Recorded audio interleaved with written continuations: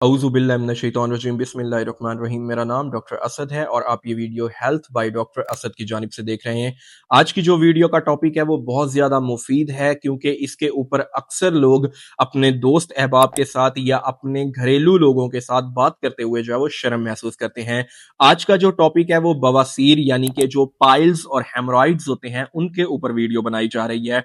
सबसे पहले जो पाइल्स होते हैं, हेमरॉइड्स होते हैं, उनके अंदर कौन कौन सी अलामात होती हैं, किन किन चीजों को इस्तेमाल करके हम इनको डायग्नोस कर सकते हैं, कब हमने जो है वो इसके अंदर घरेलू चीजें इस्तेमाल करके इसको ठीक करना है, इसको कब जो है वो हम मेडिकली ट्रीट करेंगे, कब जो है वो हमने इसके अंदर सर्जरी की तरफ जाना है और कौन कौन सी मेडिकल चीजें जो है वो इसके अंदर इस्तेमाल करके इस बीमारी से जो है वो हमेशा के लिए छुटकारा हासिल कर सकते हैं। अगर आप हमारे चैनल के ऊपर न्यू हैं तो चैनल को सब्सक्राइब कर दें और बेल आइकन को प्रेस कर दें ताकि आने वाली तमाम वीडियोस जो हैं वो आप तक पहुंचती रहें और आप उनसे फायदा हासिल करते रहें।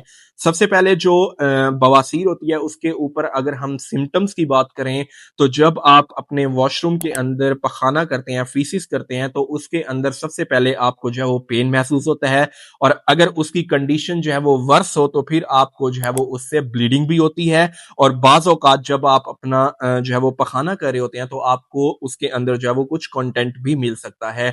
तो इसको मुकम्मल जो है वो डायग्नोस किस तरह कर सकते हैं? सबसे पहले इसके अंदर जो है वो हम टाइप्स का देखते हैं कि कौन-कौन सी टाइप्स होती हैं, कौन-कौन सी जो है वो इसके अंदर ग्रेडिंग होती है, फिर इसके अंदर जो है वो हम ट्रीटमेंट की तरफ जाएँगे।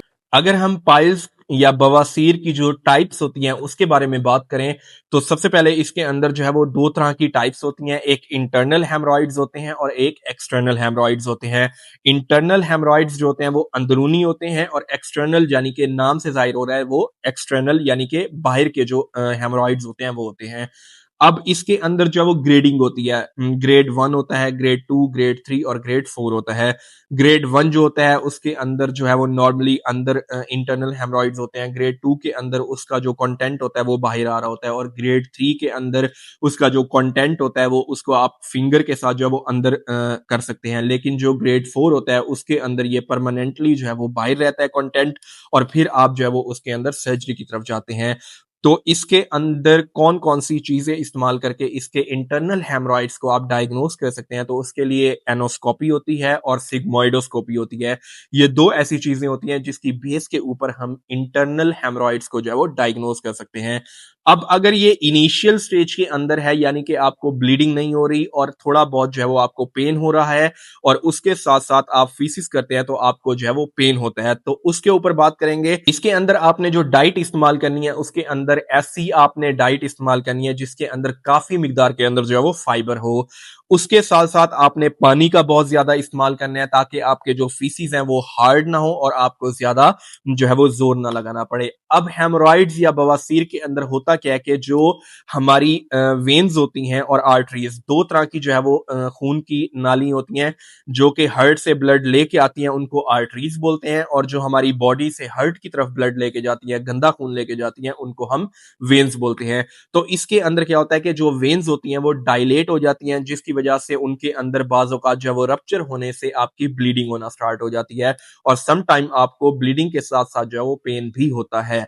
तो इसके अंदर आपने जो है वो डाइट इस्तेमाल करनी है फाइबर वाली, उसके साथ-साथ आपने पत्तों वाली जो सब्ज़ी होती हैं, ग्रीन वेजिटेबल्स जिनको हम बोलते हैं, वो आपने बहुत ज़्यादा इस्तेमाल करनी है। उसके साथ-साथ पानी का इस्तेमाल करना है। लेकिन अगर इसकी कंडीशंस जो है वो आहिस्ता-आहिस्ता मेडिकल की तरफ जाना स्टार्ट हो जाएँ, तो फिर उसके अंदर आपका जो मुतल्लिका डॉक्टर होता है, वो आपको कंडीशन पहले उसकी चेक करता है, फिर उसके बाद जो है वो उसका ट्रीटमेंट बताता है। सबसे पहले इसके अंदर वो लैक्सेटिव्स देंगे और जो स्टूल सॉफ्टनर्स होते हैं, वो आपके अंदर इस्तेमाल करेंगे। फिर उसके बाद जो है वो टॉपिकल क्रीम्स की तरफ जाएँगे। उसके बाद इसकी जो लास्ट स्टेज होती है उसके अंदर वो सर्जरी की तरफ जाते हैं।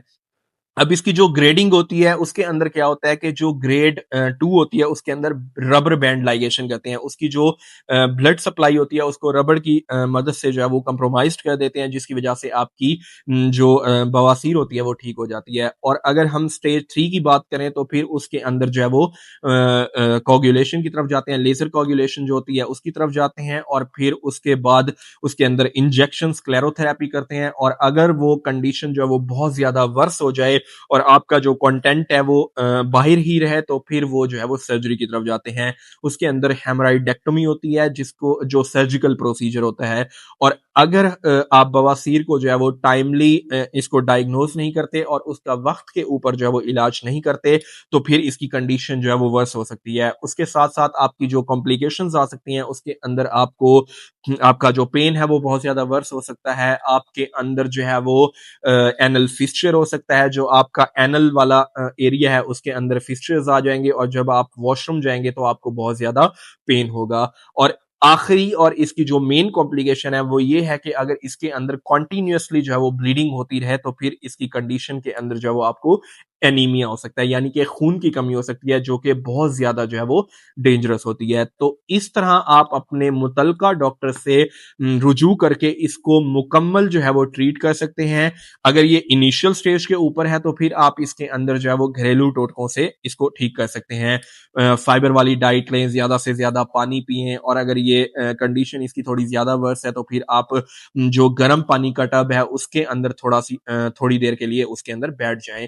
तो ये इसका जो है वो इनिशियल स्टेज के ऊपर ट्रीटमेंट है। लेकिन अगर इसकी ग्रेडिंग के ऊपर कंडीशन वर्स हो जाती है, तो फिर आप इसके अंदर जो है वो सर्जरी की तरफ जाएंगे। तो अगर आपको वीडियो पसंद आई हो तो वीडियो को लाइक कर दें, चैनल को सब्सक्राइब कर दें। मिलते हैं इस तरह की एक अगली वीडियो में, तब तक के लिए अल्लाह हाफिज।